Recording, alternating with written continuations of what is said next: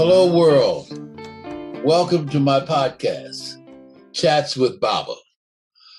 Baba is a term that describes elders or grandparents. So I've reached the point in my life that my grandkids call me Baba Jim. The purpose of this podcast is to inform and empower parents of the genius that's in Black children. Parents are the first and foremost teachers in their lives. So I want parents to be armed with the knowledge and information that it takes just to unlock that genius. What we do know is that Black children have untapped talents and untapped gifts. And by providing parents with the knowledge and information, they in turn can provide experiences and exposures that lays the foundation for life. We want to move from miseducation to education. We want to strive for excellence. Today, I want to talk about how do we get children to the point of love of learning? How do we teach that? And we teach that through building relationships with our children. But before that, I want to go back and share an experience with you. Because it's not by accident that children learn to love. It's not by accident that some parents are able to unlock the genius and others aren't. And so the natural genius that children have goes untapped. Early on in one of my podcasts, I talked about what our late scholar Asa Hilliard said, that children, if you love them and treat them like human beings, there's no limit on what the possibilities are. So early on, we want to have that foundation for love of learning. But what interferes with learning? What enables some to learn and others not? One word: Fear. Fear. What causes it? What does it do? How does it prevent you from learning or doing anything? The other night, I was on a math webinar with this Dr. Asada Moore, PhD in mathematics, University of Chicago. She was sharing with audience a snapshot of the changing world that we're living in. She was also showing different fields of employment or different avenues as possibilities. Her graphs showed that fewer and fewer Black children are getting into the math science area or in the STEM programs in their schools. And STEM is science, technology, engineering, and mathematics. That's what STEM stands for. And it begins early on of sorting out those children that have the aptitude and attitude towards math and science versus those that don't. And as she talked about those who enjoy math and those enjoy science versus those who don't. And one of the things that she talked about was this fear. And I had a flashback. I want you to stop and think about things that stop you from learning, or things that you are afraid to reach out to do for whatever reason. One of the things that people don't talk about is different encounters that has caused them problems in life. So I want to share with you one that I had to overcome to deal with it. I had a run-in with IRS, Internal Revenue Service, many, many years ago. There were some things going on in my life, so I had a run-in with IRS. And they're not the easiest people in the world to deal with. So the long story short, the problem didn't get better. It got worse because I wasn't dealing with it. What kept going through my mind was, what if I go down there? What's going to happen? What about this? What about that? So I didn't want to face up to it. Well, the problem only got worse. So then I had to say, okay, how do you overcome fear of anything? You have to confront it. So I decided to kind of go ahead and deal with the issue that I had with IRS. And I got some professional help to assist me. The long and short of it is, I was able to do that. But as long as I didn't deal with the fear, it stayed there, and the problem would not go away. So So what I'm sharing with you, parents and audience, is that one of the things many of our young children don't engage in science and math is because they're afraid of it. And the question is, where does that fear come from? Children aren't naturally afraid of things in most cases, but somehow our own fears we transfer to children. And in the process of transferring, they take on the same fears of things that they could have control over. So we want to kind of take a look at what is fear, what causes fear, and how do we overcome that.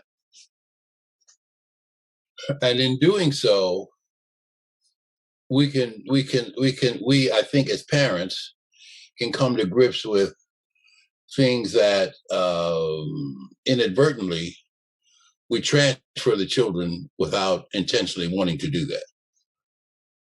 Oh, I wasn't good at math. I wasn't good at science. So, he's not going to be good. She's not going to be good. That is an attitude that we don't want. I remember when I left Georgia State and went over to Clark Atlanta University and encountered Dr. Abdullah Shabazz, who's a mathematical genius. And I had read about him. I'd heard about him. So I went to see him. And I said to him, how in the world did you take children or students who didn't have the best mathematical background and enable them to gain an MA or PhD in mathematics? Well, he's a very humble man. He said, well, on day one of class, I gave a test. I said, oh, wow, I understand. He said, no, not a content test. I wanted to know how many students, and these are usually large classes, how many of you like mathematics? Raise your hand. How many of you don't like mathematics? Raise your hand. All of you who just raised your hand and you don't like math, stand up, go to the registrar's office and withdraw from my class. I said, what? His point was, it's difficult to teach something to anyone who doesn't like that particular thing that you're teaching, or anything for that matter. And his notion was that people back away from mathematics and the sciences because they're afraid of them. And where did that fear come from? Somewhere early on. It didn't happen overnight. You can trace it almost back to the very beginning, where you see children not doing well in the math and science areas. So I want to talk a little bit about what causes fear and what do we do about it. When you think about anything that causes fear, it produces an emotional response, okay? And that emotional response is usually a physical response. I mean, your blood pressure goes up, you get hyper, and you think, okay, what is this going to do? And so forth and so on. In other words, from this fear, there are lots of negative thoughts that are generated. And it has an effect on your your how you think about things. It has an emotional effect. It also has a physical effect, and that causes certain sensations in the body, because the body is responding to this particular fear. That's what's going on there. So so the question is, what do we do? How do we overcome fears? We have to shift our thinking so that our thoughts are more positive affirmations to create a more successful, positive mindset. Here's something that I don't want to do, but I need to do it. So I need to think about it differently. And in doing so, you're not putting energy into a negative thoughts. So we want, as I said, your anxiety, the panicking, and all of that. We want that to go away. And so when we're thinking about fears, again, we want to have a different mindset. And that mindset wants to be one of peaceful thinking. How do I tackle this? How do I figure out how to overcome this particular fear? The challenge is to conquer it by facing it. Because without facing it, the fear is not going to go away. So you want to challenge the fear so that you don't feel paralyzed. You want to focus your energy on things that are different. And you want to at least have some energy that's positive, that's going to move towards some resolution to wherever the fear is. We don't want you beating up on yourself. I used to do that when I was wrestling with this tax problem. Oh, woe is me. No, don't beat up on yourself. Whatever in your own being caused this, you are able to forgive yourself and move on. And moving on means you want to rethink how you use your mental energy. If you want to practice positive affirmations to bring about some resolution to the fear. Now, what does all this have to do with math, science, learning? It's a roadblock. Okay, it's a roadblock, and what we're trying to do is to remove the roadblock so that it does not interfere with the child's thinking or the child's wanting to explore certain things. And when we think about this idea of fear, it's always associated with anger, stress, fright, panic, the whole 9 yards. So I'm spending a little bit of time and energy there, because if we rethink things that causes pain and focus our energy in a very different direction, we can move towards eliminating that fear, whatever it is. And I want you to think about that as a parent. Learn to trust your judgment. Take ownership of whatever it is that's causing it, so we can move it out of the way.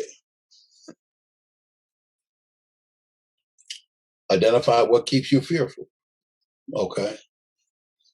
This is what the pain is. For me, it was dealing with IRS. I had to put some energy in getting that resolved. You want to have a healthy self-esteem. I can overcome this fear. And it's not a quick turnaround, but you move your energy towards doing that. Fear, first of all, can be overcome. I may be repeating myself, but I think it's important. Because if we're going to enable our children to develop a love of learning and a healthy attitude towards themselves, then we have to be comfortable in the things that we do with our children. And we have to be comfortable in the things that we say to our children. We also have to be comfortable in how we say it. okay? Because children respond emotionally and behaviorally to what we say and do to them.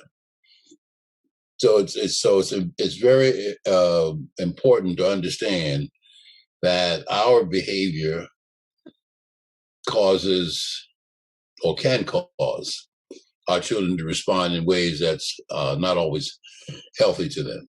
So moving beyond the idea of removing the fear. And early on, we want you to help children to develop a healthy attitude about themselves, their self-esteem, their self-confidence. Self-esteem has to do with how one feels about self, including you. Self-concept has to do with how one sees oneself with respect to how you identify. I identify as a Black male. That's how I see myself. And I believe in myself. I have respect for myself. So you want children to develop a healthy attitude about self and how they see themselves. You also want to have high expectations for your children. Okay, high expectations, and they will live up to whatever it is that you have for them. You want to be positive in terms of how you interact and deal with them. I'm not saying you have to walk around smiling all the time. I didn't say that.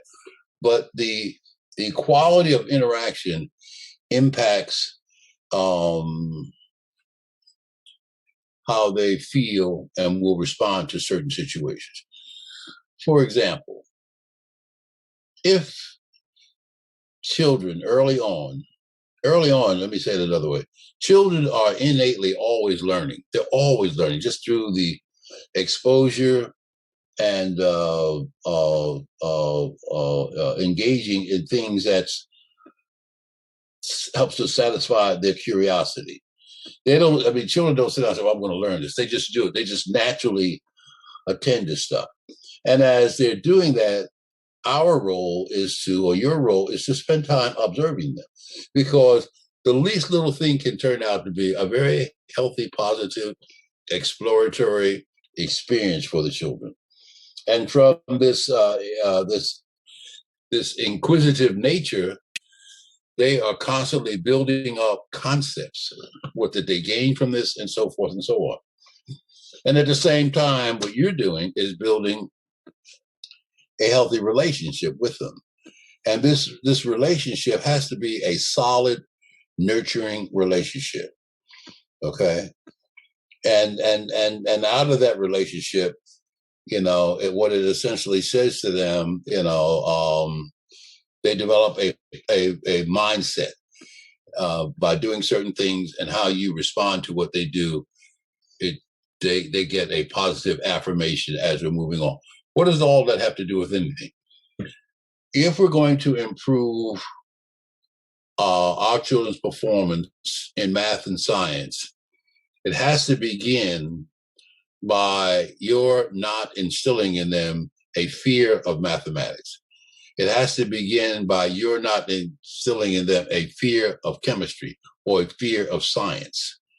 What you want from them is to have an appreciation of love for learning.